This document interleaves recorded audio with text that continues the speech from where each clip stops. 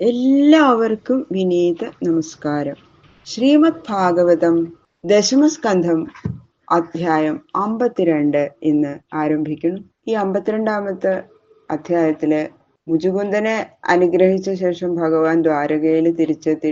ജരാസന്ധൻ അപ്പോഴേക്കും യുദ്ധത്തിന് വരികയാണ്, എത്തിക്കഴിഞ്ഞു. അപ്പൊ ഭഗവാനും ബലരാമനും കൂടിയിട്ട് പേടി ഭാവിച്ച് ഓടുകയാണ്. ജരാസന്ധൻ പിന്നാലെ ഓടി വരേണ്ട ജരാസന്ധന്റെ സൈന്യം, രാമകൃഷ്ണന്മാര് ഓടുക പിന്നാലെ സൈന്യസമേതം ജരാസന്ധനും. ഇപ്പൊ രാമകൃഷ്ണന്മാര് പ്രസ്രവണം എന്നൊരു പർവ്വതത്തിൽ കയറി, അതിന്റെ മുകളിൽ വലിയൊരു മലയുടെ മുകളിൽ കയറിയിട്ട് കാട്ടിലങ്ങോട്ട് ഒളിച്ചു. ജരാസന്ധൻ എന്ത് ചെയ്തു? പർവ്വതത്തിലങ്ങോട്ട് തീ വെച്ചു.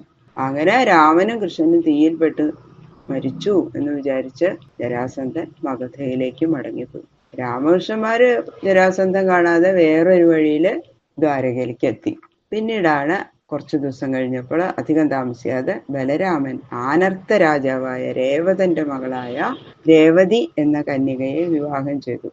ഈ കഥ ഇതിനു മുമ്പ് പറഞ്ഞിട്ടുണ്ട്. ശ്രീ ശിവബ്രഹ്മർഷി പറയണു, ഹേ രാജൻ, പിന്നീട് ശ്രീകൃഷ്ണ ഭഗവാൻ വിദർഭ രാജാവിന്റെ മകളായ രുക്മിണിയെ വിവാഹം ചെയ്തു എന്ന് പറഞ്ഞ് നിർത്തി. അത്രയും കേട്ടപ്പോ പരീക്ഷിത്ത് മഹാരാജാവ് ചോദിക്കുക, ഹേ മഹർഷേ, ഭഗവാൻ രുക്മിണിയെ രാക്ഷസവിധി അനുസരിച്ച് വിവാഹം ചെയ്തതായി ഞാൻ കേട്ടിട്ടുണ്ട്. ഭഗവാൻ ഈ ഭീഷ്മകപുത്രയെ വിവാഹം ചെയ്ത കഥ ഒന്ന് വിസ്തരിച്ചു പറഞ്ഞു തരണേ. നിത്യനൂതനങ്ങളായ കൃഷ്ണകഥാമൃത് എത്ര കേട്ടാലും മതി വരില്ല. ഇങ്ങനെ രാജാവിന്റെ ചോദ്യം കേട്ട് സന്തുഷ്ടനായ ശുകമഹർഷി രുക്മിണി സ്വയംവരം കഥ വിസ്തരിച്ച് പറഞ്ഞു കൊടുക്കണം. അഥ ശ്രീമദ്ഭാഗവത ദശമസ്കന്ധ ദ്വിപഞ്ചാശത്തമോധ്യായ. ശുക്ലാംബരധരം വിഷ്ണും ശശിവർണം ചതുർഭുജം പ്രസന്നവദനം ധ്യായേത് സർവവിഘ്നോപശാന്തയേ. ഗുരവേ സർവലോകാനാം ഭിഷജേ ഭവരോഗിണാം നിധയേ സർവവിദ്യാനാം ദക്ഷിണാമൂർത്തയേ നമഃ. നാരായണം നമസ്കൃത്യ നരം ചൈവ നരോത്തമം ദേവീം സരസ്വതീം വ്യാസം തതോ ജയമുദീരയേ. മൂകം കരോതി വാചാലം പങ്കും ലംഘയതേ ഗിരിം യത്കൃപാതമഹം വന്ദേ പരമാനന്ദമാധവം. പീതാംബരം കരവിരാജിത ശംഖചക്രകൗമോദകീസരസിജം കരുണാസമുദ്രം രാധാസഹായം അതിസുന്ദരമന്ദഹാസം വാതാലയേശമനിശം ഹൃദി ഭാവയാമി. ശ്രീ ഗുരുവായൂരപ്പ ശരണം.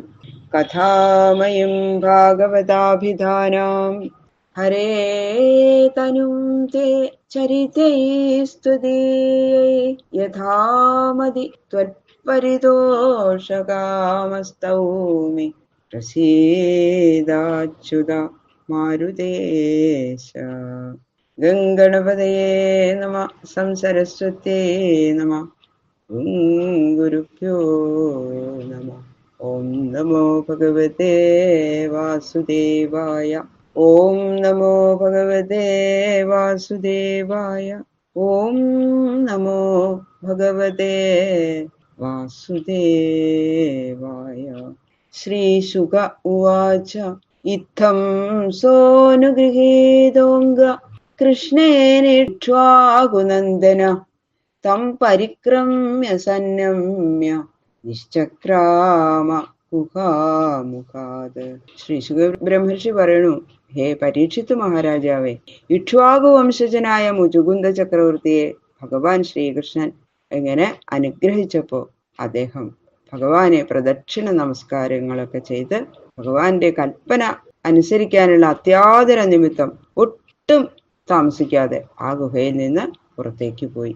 ഇനി ഭഗവാൻ പറഞ്ഞ പോലെ തപസ് ചെയ്ത് മുക്തി നേടിക്കൊള്ളൂ എന്നല്ലേ പറഞ്ഞത്, അതിനനുസരിച്ചിട്ട് പോവാണ്. സവീക്ഷ്യശുല്ലകാൻ മർത്യാൻ പശൂൻ വീരുവനസ്പതീൻ മത്വാ കലിയുഗം പ്രാപ്തം ജഗാമതിശമുത്തരാം. നാട്ടിൽ ചെന്നപ്പോ എന്താ, താൻ ദേവലോകത്തിലേക്ക് പോണ സമയത്ത് ഭൂലോകം എങ്ങനെ ഉണ്ടായിരുന്നു അതിൽ നിന്നൊക്കെ വളരെ വ്യത്യാസപ്പെട്ടിട്ടാണ് ഇപ്പൊ കാണുന്നത്. മനുഷ്യര്, മൃഗങ്ങള്, ലതകള്, മരങ്ങള് ഇതൊക്കെ മുമ്പുണ്ടായിരുന്നതിനേക്കാളും വളരെ എത്രയോ ചെറുതായിരിക്കുന്നു. അത് കണ്ടപ്പോ ദ്വാപരയുഗം കഴിഞ്ഞു, കലികാലം വരാൻ അടുത്തിരിക്കണു എന്ന് മനസ്സിലായി. കലിക്ക് ജനങ്ങളെ അധർമ്മത്തിൽ പ്രവേശിപ്പിക്കാൻ ശക്തി കൂടും. അങ്ങനെ കലിബാധ ഏൽക്കാത്ത വിധത്തില് അത്ര മാഹാത്മ്യമുള്ള നരനാരായണ ആശ്രമസ്ഥാനമായ ബദരിയാശ്രമത്തിലേക്ക് പോവാൻ അദ്ദേഹം തീരുമാനിച്ചു. അതാണ് ഉത്തമമെന്ന് നിശ്ചയിച്ച് വടക്കോട്ട് യാത്ര ആരംഭിച്ചു മുചുകുന്ദൻ. ഏഷാ വൈ ദേവമനുഷ്യാണാം ശാന്താദിക്, ദേവന്മാർക്കും മനുഷ്യർക്കും ശാന്തി നൽകുന്ന ദിക്കാണ് ഇത് എന്ന് ശ്രുതിയിൽ പറഞ്ഞിട്ടുണ്ട്. അതുകൊണ്ട് ഈ ദിക്കില് കലിയുടെ ശക്തി ഫലിക്കില്ല. അതാണ് ഈ ബദരി ആശ്രമത്തിന്റെയൊക്കെ പ്രത്യേകത. തപശ്രദ്ധായുധോ ധീരോ നിസ്സംഗോ മുക്ത സംശയ സമാധായ മനഃ കൃഷ്ണേ പ്രാവിശൽ ഗന്ധമാദനം. തപസ്സില് വളരെ ശ്രദ്ധ അങ്ങോട്ട് ഉറപ്പിച്ചു. ഇന്ദ്രിയങ്ങളുടെ ചാബല്യങ്ങളെ മുഴുവനും ബുദ്ധിശക്തിയാൽ ജയിച്ചു. പുത്രമിത്രാദി ലോക വിഷയങ്ങളില് ലേശവും ആശയില്ലാതെയായി.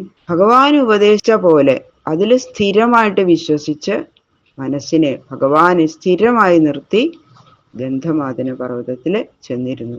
ബദര്യാശ്രമമാസാദ്യ നരനാരായണാലയം സർവദ്വന്ദ് സഹശാന്ത തപസാ ആരാധയത് ഹരിം.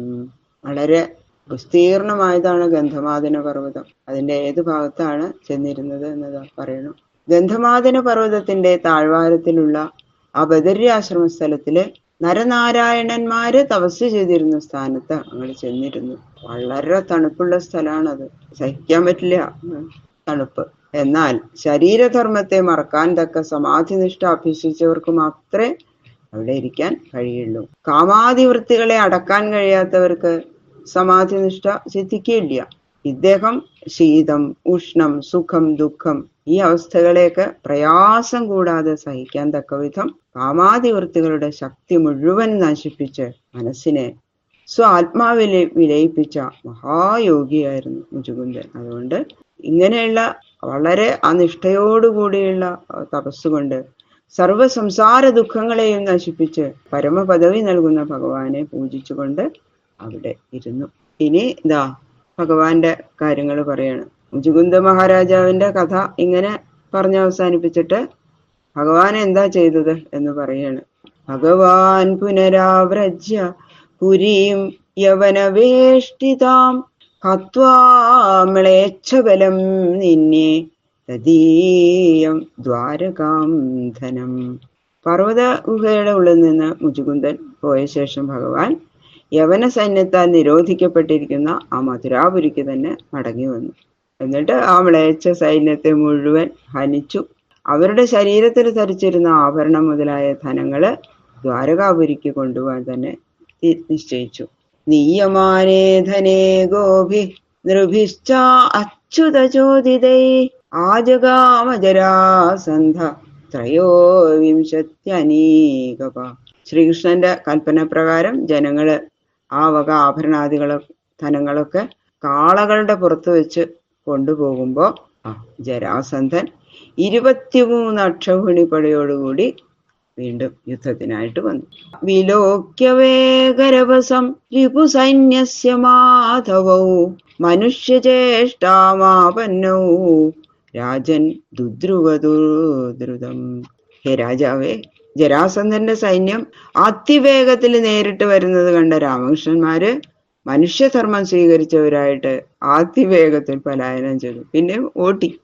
തങ്ങളെക്കാൾ ബലം കുറഞ്ഞവരോട് യുദ്ധം ചെയ്യണം, തുല്യബലവാന്മാരോട് സന്ധി ചെയ്യണം, വേണ്ടുന്ന ദിക്കില് ദാനം, സാമം, ഭേദം മുതലായ ഉപായങ്ങൾ പ്രയോഗിക്കണം. ഇങ്ങനെയൊക്കെയുള്ള തത്വങ്ങള് മനുഷ്യർക്ക് ഉപദേശിക്കാനോ എന്ന് തോന്നണ പോലെയാണ് ഭഗവാന്റെ ആ രാമകൃഷ്ണന്മാര് ജരാസന്ധനോട് യുദ്ധം ചെയ്യാൻ അപ്രാപ്തരാണെന്ന നിലയിൽ ഓടിപ്പോയത്. ഇപ്പോ ഓടിപ്പോയാൽ ജരാസന്ധന് അഹങ്കാരം വർദ്ധിക്കും. അവരെന്നോട് ഓടിയിരിക്കുക രണ്ടുപേരും എന്ന് പറഞ്ഞപ്പോ നല്ല അഹങ്കാരം വന്നു. അപ്പൊ പിന്നെയും സൈന്യങ്ങളെ ശേഖരിച്ച് യുദ്ധത്തിന് വരും. അപ്പൊ സമുചിതമായ അവസരത്തില് അവനെ ഹനിക്കാം എന്നുള്ള വിചാരം കൊണ്ട് ആണ് രാമകൃഷ്ണന്മാരിങ്ങനെ പ്രവർത്തിച്ചത്. വിഹായ വിത്തം പ്രചുരം അഭീതൗ ഭീരുഭീതവത് പദ്ഭ്യാം പത്മപലാശാഭ്യാം ചേരദുർബഹുയോജനം. വാസ്തവത്തില് ഒരു ഭയമില്ല രാമകൃഷ്ണന്മാർക്ക്. പക്ഷെ ഭയങ്കരമായിട്ട് ഭയപ്പെട്ടു എന്നുള്ള പോലെ ഭാവിച്ച് യവന സൈന്യങ്ങളിൽ നിന്ന് ശേഖരിച്ച അമിതമായ ദ്രവ്യം മുഴുവനും അവിടെ ഉപേക്ഷിച്ച് താമരപ്പൂ പോലെ സുകുമാരങ്ങളായ കാലടികൾ കൊണ്ട് ബഹുയോജന ദൂരം ഓട്ടാണ്. ഭയങ്കര സ്പീഡിലാണ് ഓട്ടം രണ്ടുപേരും. പലായമാനൗ തൗ ദൃഷ്ട്വാ മാഗധ പ്രഹസൻ ബലി അന്വധാവൽരഥാനീകൈ ഈശയോരപ്രമാണവിത്. രാമകൃഷ്ണന്മാര് പേടിച്ച പോലെ ഇങ്ങനെ ഓടിപ്പോണ കണ്ടപ്പോ അവരുടെ യഥാർത്ഥമായിട്ടുള്ള വൈഭവം അറിയാൻ കഴിയാത്തവനായിട്ടുള്ള ജരാസന്ധൻ അഹങ്കാരാധിക്യ നിമിത്തം പരിഹസിക്കുകയാണ് അവരെ രണ്ടുപേരും.